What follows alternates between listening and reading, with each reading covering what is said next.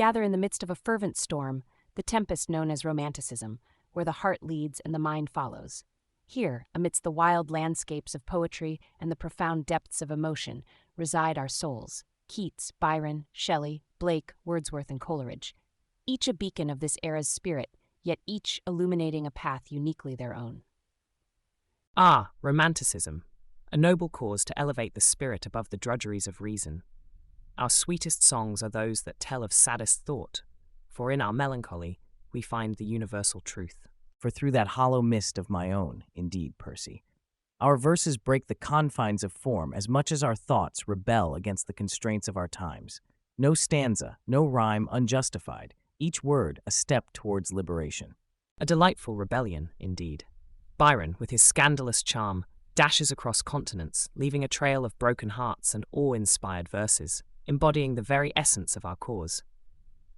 To love and bear, to hope till hope creates from its own wreck the thing it contemplates. And let us not forget Wordsworth and Coleridge, champions of nature, who in their solitude sought wisdom. Wordsworth, with his heart that watches and receives, found solace and truth in the simplicity of the natural world, a stark contrast to the smoke-filled skies of progress. Ah, but the darkness too holds its allure. For is it not in the deep romantic chasm that Coleridge finds his Xanadu? The sublime and the terror of the unknown, the unseen, are as integral to our journey as the light. True romance, it seems, dwells not solely in the light of day, but also in the shadow of the night. From the innocence of Blake's lamb to the fiery defiance of his tiger, we traverse the spectrum of human experience. Tiger, tiger, burning bright in the forests of the night. Well said, Emily. For the one remains, the many change and pass. Heaven's light forever shines, earth's shadows fly. Our poetry, our very souls are but reflections of this eternal struggle between light and dark, change and permanence. And in this struggle we find our beauty, our truth. For what is a poet but a dancing star, birthing chaos into order? Indeed, Oscar, but let us not ignore the strife and struggle, the very real chains that bind society. Our words are not just whispers in the wind, but calls to action. I saw the best minds of my generation destroyed by madness, and yet we sing, we write, we dream. Our canvas is vast, the palette rich with the hues of human emotion, the strokes bold with defiance, and the subjects as varied as nature itself.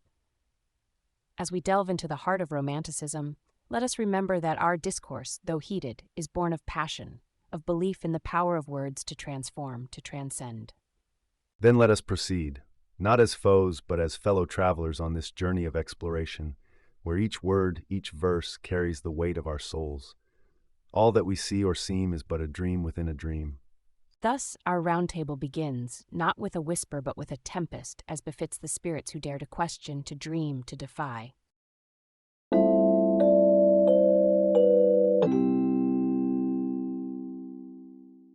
Let us turn our discussion to the very roots and upheavals that marked the dawn of Romanticism.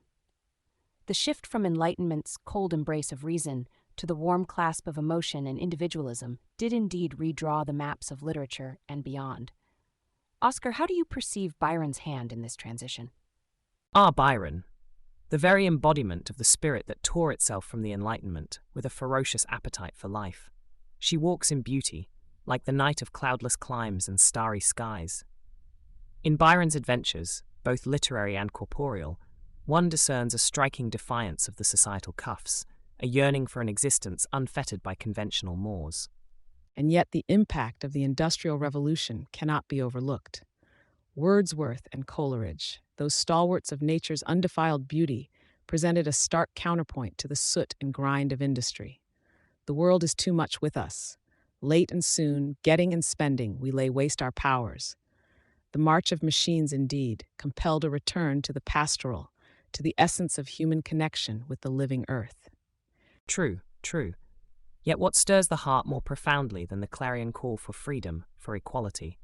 The age was ripe with radical thought, with the desire to topple old tyrants from their thrones. Rise like lions after slumber, in unvanquishable number, shake your chains to earth like dew, which in sleep had fallen on you. Ye are many, they are few. My own pen, oft guided by this fervour, sought to awaken the soul to its own power, to its indomitable right to liberty and justice. Percy, Your idealism is as effervescent as ever, but let us not adorn the era with more garlands than it deserves. Rebellion and vision were indeed allies, but the romance of revolution often bedded the harsh mistress of reality. Our dear Byron, for example, found his ultimate rest not in a bed of laurels, but on the fields of Missolonghi, fighting for a cause noble, yet foreign. Oscar, you skeptic, yet your words ring with a certain truth. The quest for social and political transformation was both the crucible and the flame for our verse.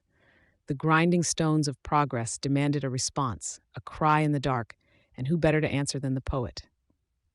Anon, it strikes me that our discourse dances around the flame without acknowledging the fire. The move from rationalism to the song of the self, the echo of the individual's soul amid the clangor of progress, was it not a revolution in thought itself? For the moon never beams without bringing me dreams of the beautiful Annabel Lee, and the stars never rise, but I feel the bright eyes of the beautiful Annabel Lee. Edgar, your love of the macabre side, the personal and the profound found voice in our era, in a manner unseen, unheralded. Your poi. But Edgar, do you not agree? Gentlemen, one at a time. Edgar, if you please. Thank you, Emily. While the shadows often creep into my lines, he does capture a point. The personal became not just poetic, but political. The tempests of the heart mirrored the tempests shaking the thrones of Europe. But let it not be said that darkness alone defined us. And all I loved alone. Loneliness, yes, but also the profoundness of introspection, of facing the abyss and finding there a mirror. Ah, but let us not end this soliloquy on such a somber note, Edgar. The age was also one of unparalleled beauty, of landscapes painted with words, of ancient ruins wreathed in moonlight, of love unbounded by the chains of convention. Our legacy is not just one of struggle and strife, but of beauty and passion, undimmed by the years. Indeed, Oscar. As night follows day, the tumult of spirit and society gave birth not just to a movement, but to an enduring legacy, one that continues to inspire and provoke. As the custodians of this legacy, it behooves us to remember both the light and the shadow of our age.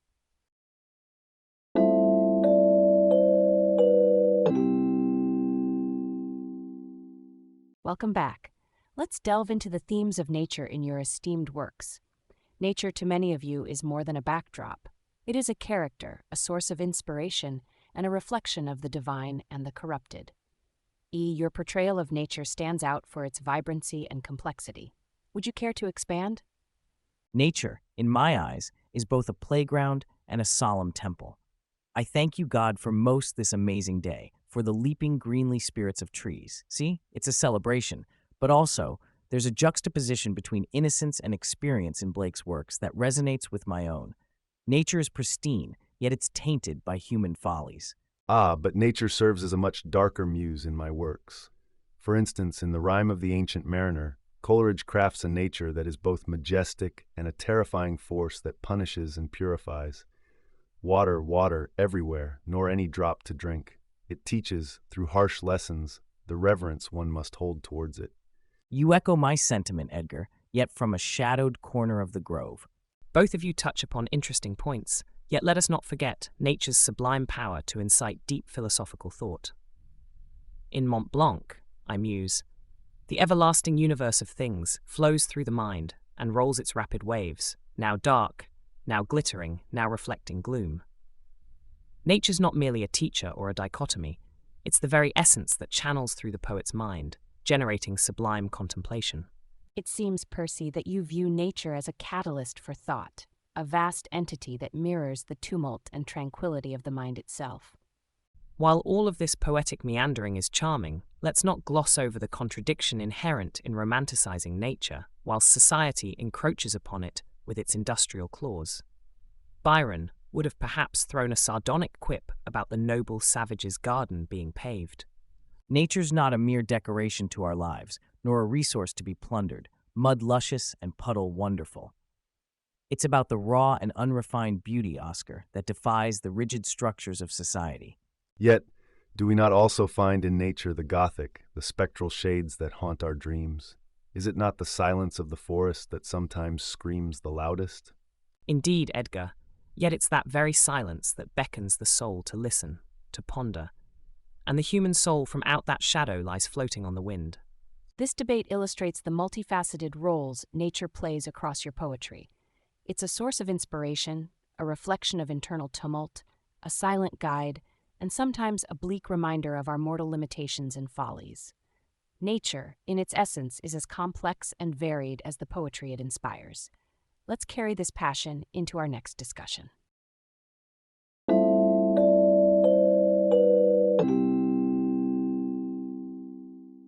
Let us delve into the kindred spirit of the visionary and the rebel found within our ranks. The torchbearer, Byron, embodied the quintessence of both. But, dear Oscar, what say you of this dichotomy? The tempestuous sea of rebellion and vision, the very lifeblood of Romanticism. Byron, indeed, was the epitome, striding the European stage not just in verse but in life, mad, bad, and dangerous to know. Yet let us not forget, the visionary is as much a rebel as the one who pens his insurgency. The poet is the visionary, rebelling against the mundane, seeking beauty in the darkest of depths. He who would write heroic poems should make his whole life a heroic poem.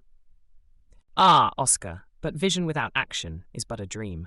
As one who has waded through the tempests of societal norms, I must assert that rebellion is but the vehicle through these troubled waters.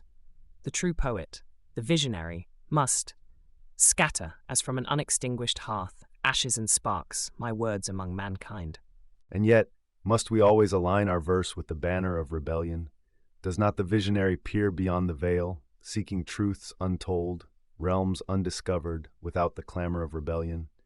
All that we see or seem is but a dream within a dream. The essence of our craft is not confined to revolt, but to the exploration of the soul's deepest recesses. Indeed, Edgar, the soul's journey is paramount, yet can any true exploration of self and society occur without challenging the very fabric of that society? The curtain of conformity must be torn asunder for the light of truth to penetrate. I saw the best minds of my generation destroyed by madness, starving hysterical naked, rebelling not against society per se, but against its restrictive and blinding veils. Gentlemen, the thread that binds the visionary and the rebel is finer than we might discern. Percy, in your verse, you've often melded the two with a grace that belies the tumult within. Might you share your insight? With utmost pleasure, Emily. The poet's quill is a scepter that rules the realms of the new, breaking chains, forging paths. My name is Ozymandias, King of Kings. Look on my works, ye mighty, and despair. In these words I declare the poet's might to crumble empires, to erect monuments of thought that outlive stone. How gloriously you speak, Percy, and yet our essence, our duty is to beauty, to art, more so than to the barricades of revolution. The only way to get rid of a temptation is to yield to it. Our rebellion is against the ordinary, the celebration of extraordinary in the mundane. And yet we find dreams' tapestry, woven on life's loom. Nobody, not even the rain, has such small hands. The visionary touches the intangible, shaping it, while the rebel disrupts, allowing the new to bloom. The poet as rebel defies, as visionary redefines. Our discourse illuminates this duality intrinsic to our craft. As we navigate through the tempests of society and the calm of our musings, may we never lose sight of the shores of innovation and truth. Let us proceed, bearing the torches of rebellion and vision, illuminating the path for those who dare to dream.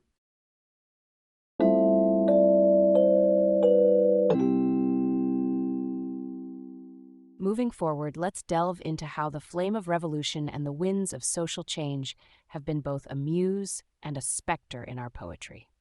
Byron, your adventurous spirit has not just been confined to the pages of your works, but has spilled over into the very fabric of the Greek War of Independence. Would you care to elucidate? Dear Byron, or should I say, the ever-restless spirit, whose pen and sword alike were wielded in the service of liberty. For freedom's battle once begun, bequeathed by bleeding sire to son, though baffled oft is ever won. Your involvement in the Greek cause was not just a personal adventure, but a testament to your relentless quest for the ideal, was it not? But Oscar, let's not forget the purer essence of our cause. It was not merely the physical rebellion, but the fight against the spiritual and intellectual chains that bound us. Rise like lions after slumber, in unvanquishable number, shake your chains to earth like dew, which in sleep had fallen on you. Ye are many, they are few. It was not merely Byron's adventure, but our collective struggle for freedom, equality. Percy, Your vision encompasses the very soul of revolution. Yet it's intriguing how the political fervor of the era seeped into the veins of our poetry, intertwining personal liberation with the collective soul's cry for freedom. Wordsworth, though initially enamored with the ideals of the French Revolution, found himself disenchanted, didn't he? Bliss was it in that dawn to be alive, but to be young was very heaven. Yet the disillusionment that followed was almost a betrayal of those very ideals. Ah, but isn't it all too easy to speak of liberty and revolution from the comfort of one's parlor? For some, the revolution was a distant thunder, an echo of ideals untested by the reality of blood and iron. Edgar, your cynicism drips like laudanum from Coleridge's pen. The essence of our dialogue here is not to undermine the fervor or question the sincerity, but to illuminate the myriad ways in which these tempests of change have shaped our art. True, Oscar. The winds of change, they swept across our lands, whispering of the rights of man, echoing the fall of tyrants. Our words, they were but the echo of that great clamour. Men of England, wherefore plough for the lords who lay ye low? It's fascinating, Percy, how your words cradle the dual fires of hope and rebellion. Now, as we cast our gazes towards the role of these socio-political upheavals, let us ponder, has the quill been mightier than the sword, or have they been comrades in arms in the quest for liberation? They've danced together, Emily, in the grand ballroom of history. Our poetry has been the siren call to those yearning for a dawn yet unseen, who chained us and who holds the key that can set us free. It's you. You have all the weapons you need. Now fight. Yet in the shadowed corners of that ballroom lurk the ghosts of those who lost everything to the guillotine's embrace. For the heart whose woes are legion, 'tis a peaceful, soothing region. For the spirit that walks in shadow, 'tis an Eldorado. Edgar, my dear, always the spectre at the feast. But does not the shadow define the light? Our poetry, our struggle, it is but a reflection of that eternal conflict between the darkness and the dawn. A reflection indeed, Oscar. As we've traversed through the tumultuous landscapes painted by our words, it's clear that the personal is political, and our verses are testaments to the revolutions we embody, inspire, and aspire towards.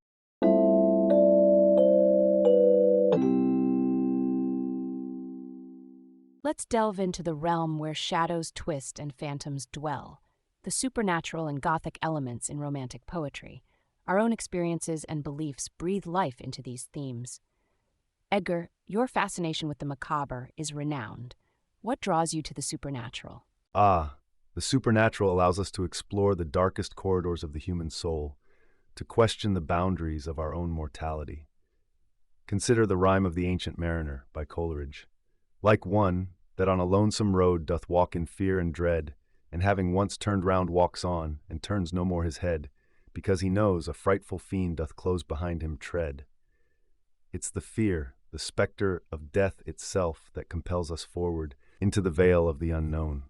Indeed, Edgar, yet the supernatural also serves as a metaphor for the ineffable, the existential questions that plague mankind.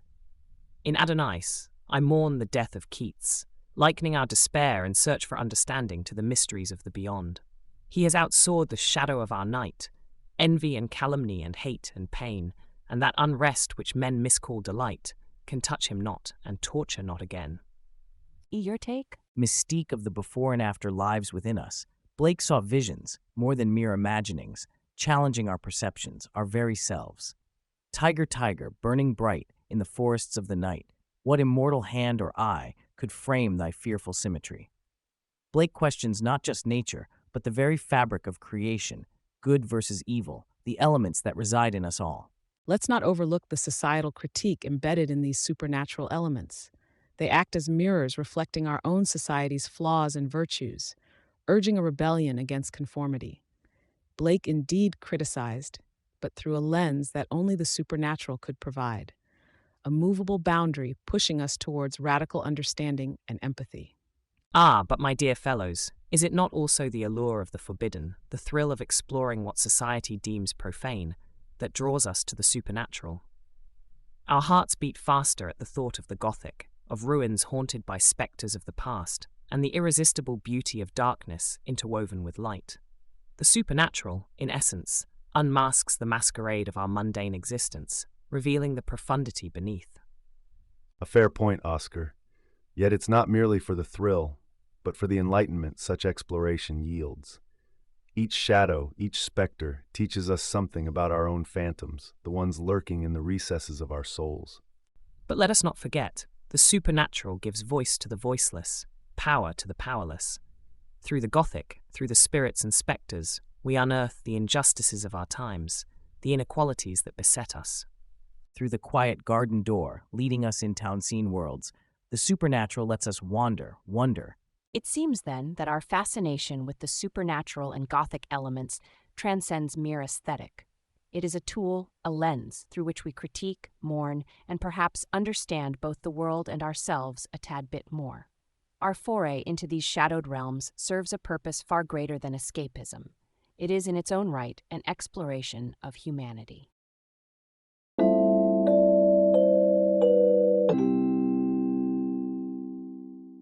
Let us now delve into the depictions of the romantic hero, a figure that embodies the essence of our struggles, aspirations, and the profound depths of solitude and rebellion. Percy, your heroes often stride forth in search of an ideal, wrestling with the confines of society. Share with us, if you will, this vision. Ah, indeed, Emily. The romantic hero, as I envisage, is not merely a character but a symbol, a beacon of hope amidst desolation and despair. In Prometheus Unbound I wrote, "To suffer woes which hope thinks infinite, to forgive wrongs darker than death or night." This hero embodies resilience, a profound defiance against tyranny and oppression, a spirit unbroken by the chains of societal norms. Percy, your heroes indeed soar on the wings of ideals, yet they often seem detached from the earthly struggle. The hero, to my mind, is one who engages with the world, fights against its injustices, more in the vein of Ginsburg's wandering, angel-headed hipsters, burning for the ancient heavenly connection to the starry dynamo in the machinery of night. Ah, but Alan, must the romantic hero always be such a tortured soul? Consider Byron's heroes, charismatic, defiant, somewhat self-centered perhaps, but ever so vibrant. They live in the moment, embrace their passions, mad, bad, and dangerous to know. Byron himself is the epitome of this character, a hero not just in his poetry, but in his very existence. Vibrant, Oscar. Your Byronic hero teeters on the brink of darkness, a mere step away from the abyss that I find so fascinating. In my work, the hero often confronts the supernatural, the unknown, and it is this confrontation that truly tests their mettle. Deep into that darkness peering, long I stood there wondering, fearing, doubting, dreaming dreams no mortal ever dared to dream before. Yet, Oscar, Edgar, is there not a danger in heroes who dwell too long in the shadows, or revel too freely in their own despair or hedonism? The true romantic hero, to my sensibility, seeks not only to challenge the status quo, but to transcend it, to find a higher truth. The great secret of morals is love, or a going out of our own nature, and an identification of ourselves with the beautiful which exists in thought, action, or person, not our own. Curious, Percy, that you speak of transcendence when your heroes often seem ensnared by the very societal constraints they aim to rise above. Meanwhile, my poetic heroes, though they lack a conventional narrative, embrace the beauty of the ordinary, the mud-luscious and puddle-wonderful world. They celebrate life in all its facets, even its trivialities, finding heroism in everyday moments. The perspectives each of you has brought forth underscore the multifaceted nature of the romantic hero. A figure at once rebellious and introspective, seeking both personal freedom and societal transformation. Whether confronting the darkest corners of the mind or championing the splendors of the natural world, these heroes embody the restive spirit of our age, wrestling with the eternal questions of existence and identity. Precisely, Emily. It seems our heroes, much like ourselves, are woven from the same cloth of contradiction and complexity.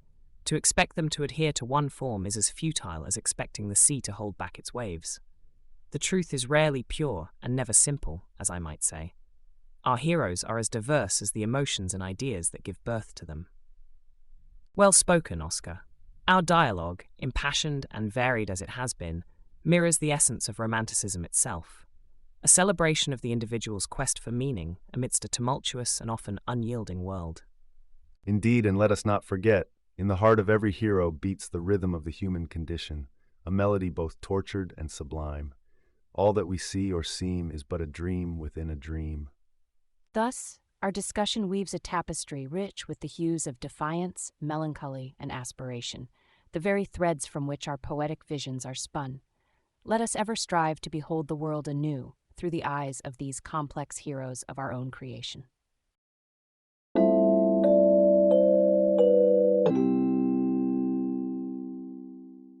Solitude and melancholy, two specters haunting the corridors of our creative spirit. Keats once whispered to the world, "Aye, in the very temple of delight veiled melancholy has her sovereign shrine.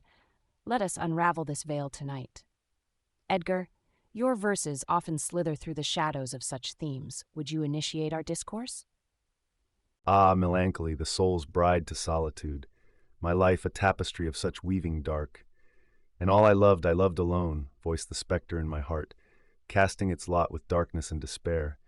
This solitude not chosen but thrust upon, births the deepest truths in a poet's ink. Yet, Edgar, methinks thy view too narrow sits. For solitude fosters not just despair, but also the grandeur of imaginative flight. I am alone and miserable. Only someone as ugly as I am could love me, so lamented Frankenstein's creation.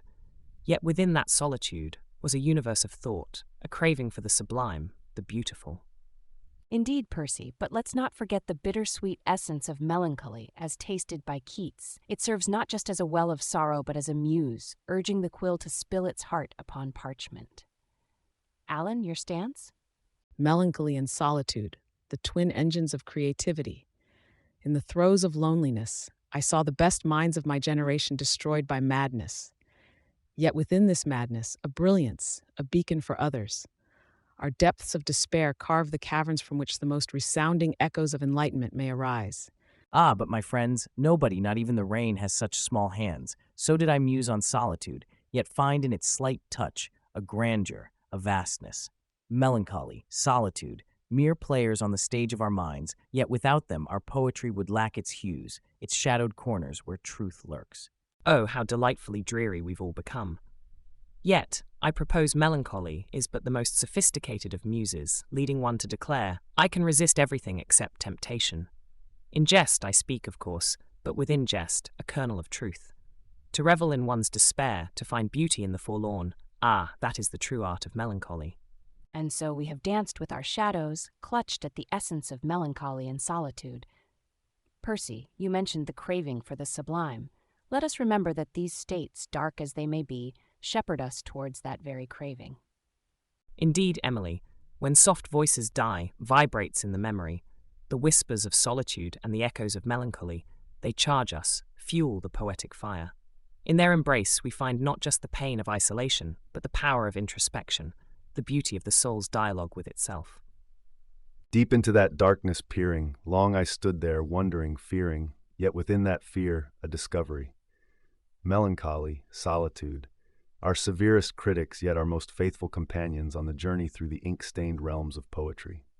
Then let it be known through our discourse that solitude and melancholy hold within their grasp not just the quill of despair, but the light of creation. In their embrace we find the deepest wells of inspiration, the darkest nights that prelude the most brilliant dawns.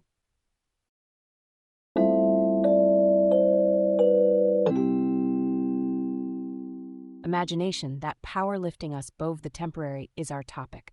Percy, you've often claimed imagination as the essence of poetic creation. Would you elaborate?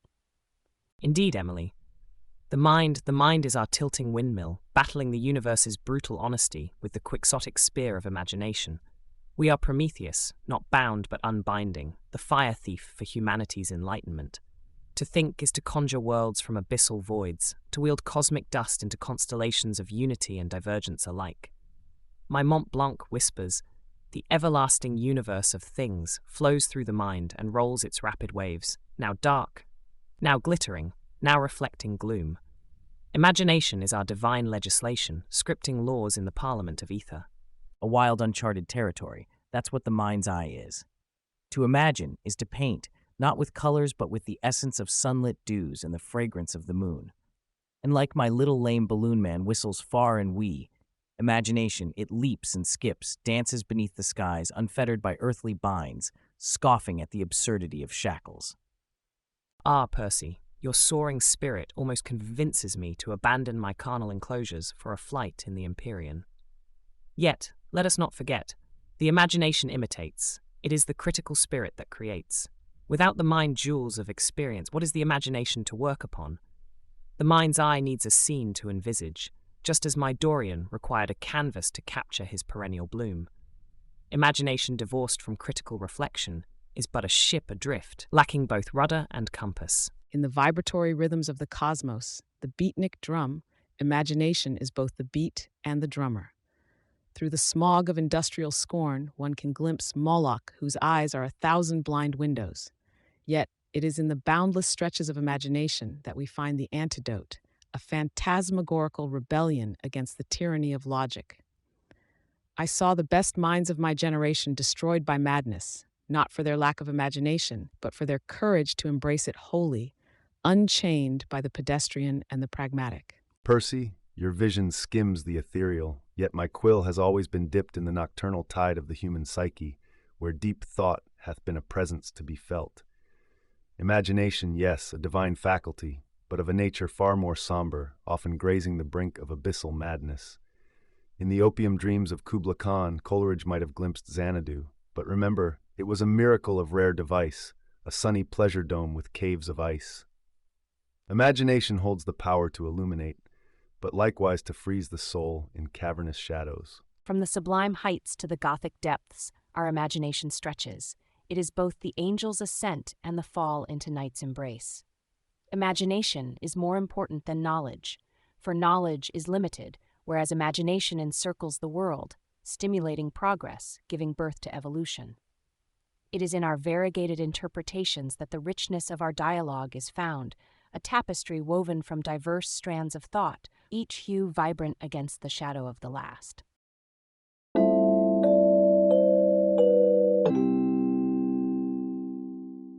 Now let's delve into the impact of Romanticism on future generations, how the torch of emotion and individualism has been carried forward. Indeed, dear Emily, Byron's shadow looms large over the vast expanse of literature and culture.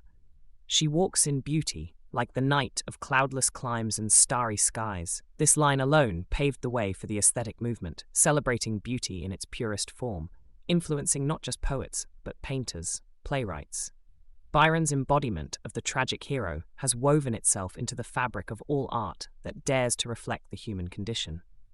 But Oscar, let's not forget the likes of Blake, whose Tiger, Tiger, burning bright in the forests of the night speaks to the rebellious spirit, echoing in the songs and hearts of protesters and dreamers to this day.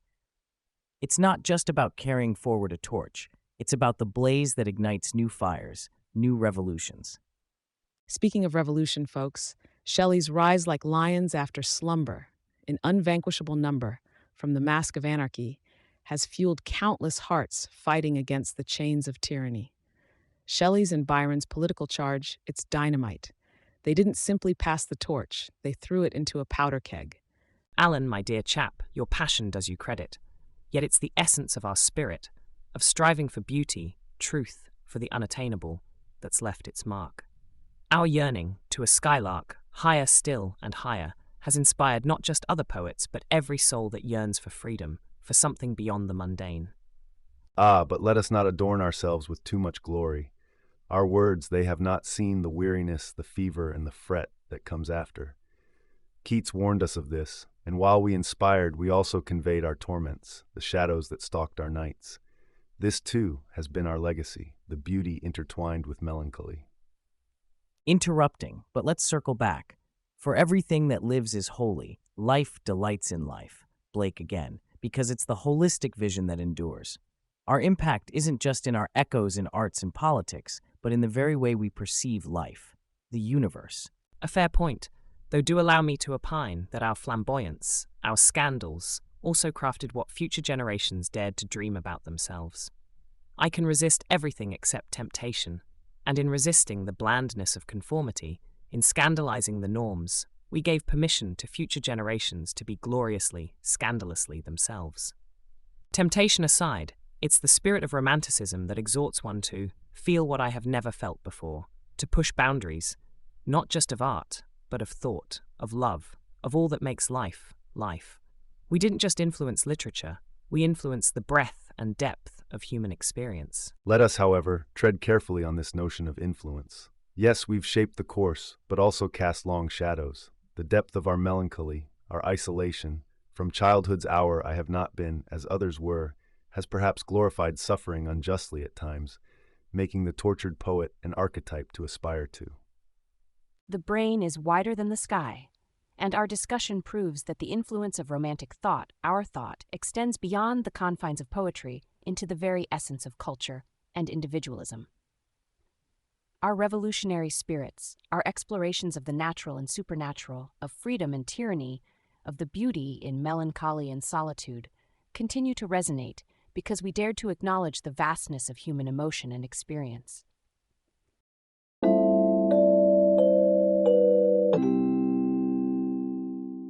The personal lives of poets often seep into their works, coloring their perceptions and dictating the flow of their verses.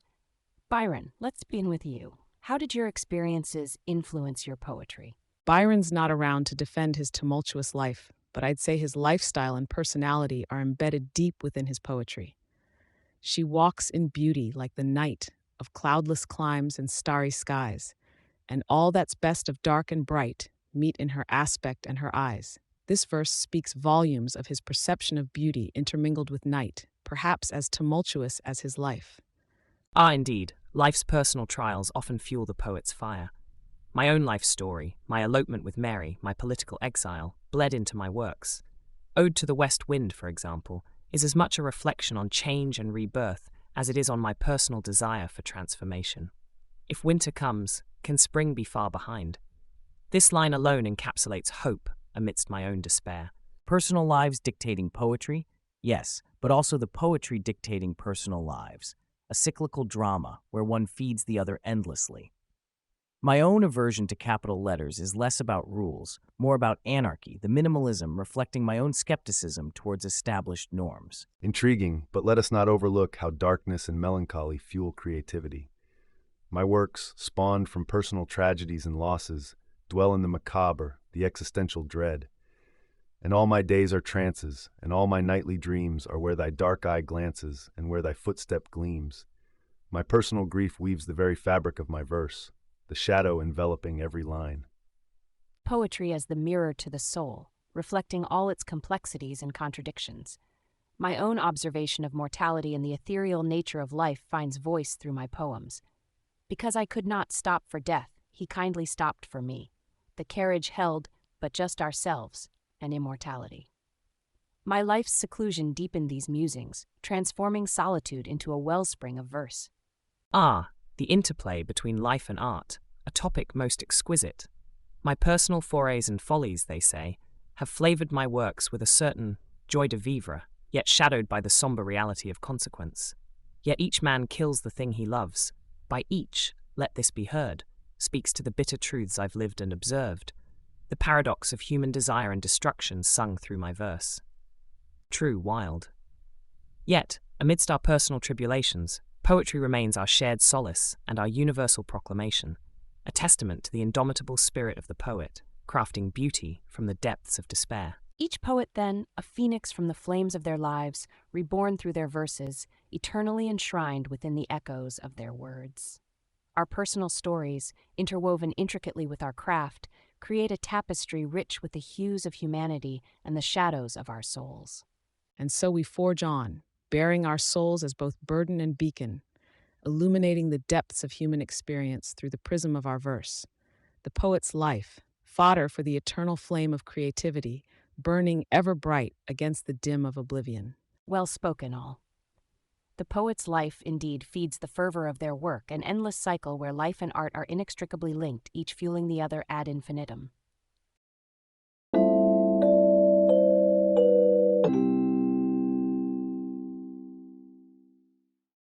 As we draw our discussion to a close, let us reflect on the indelible marks left upon the fabric of literature by the English Romantic poets. Their words, like stars, guide us still through the tumultuous night of our modern era. Percy, your thoughts on the spirit of Romanticism? Ah, Romanticism, that wild wind that uproots the dead wood of convention, to let the forest breathe free, drive my dead thoughts over the universe like withered leaves to quicken a new birth. For Romanticism is not merely a literary movement, it is a beacon for the storm-tossed soul, promising liberation and truth through the power of imagination and emotion. But the heart beats strong, and the soul leaps within. For nobody, not even the rain, has such small hands to grasp fully the expansive heart of Romanticism. Do we not see the world anew, with child's eyes, marveling at each leaf, each droplet, each spark? Indeed, the essence of Romanticism, with its melodramatic swooning and tempestuous landscapes, might appear to some as an ornate curtain, masking the true play of human emotion. Yet, we are all in the gutter, but some of us are looking at the stars. It is that very act of looking upward beyond the mire that encapsulates the romantic impulse. And let's not forget, the blade of Romanticism cuts through the chains of society's making. I saw the best minds of my generation destroyed by madness, starving hysterical naked, screaming against the machinations of a world that stifles the soul. Our romantic forebears were no different, fighting the same fight with quill and ink. But to wander alone along the shore and view the terrible, the wide ocean and deep, where lies the heart of darkness, the sublime terror.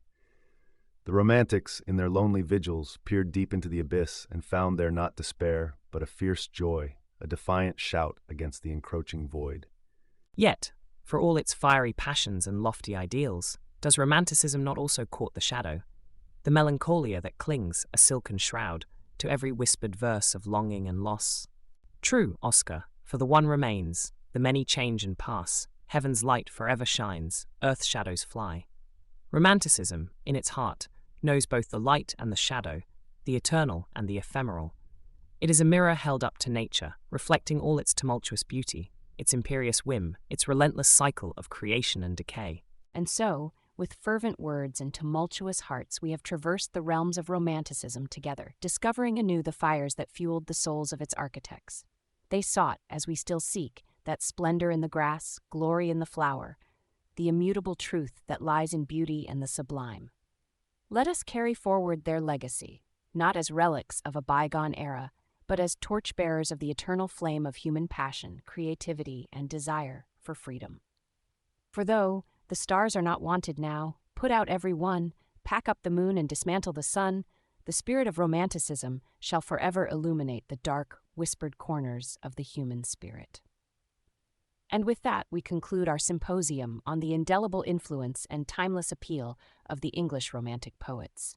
Their visions, fraught with both darkness and light, guide us still, like the lighthouse's beam that cuts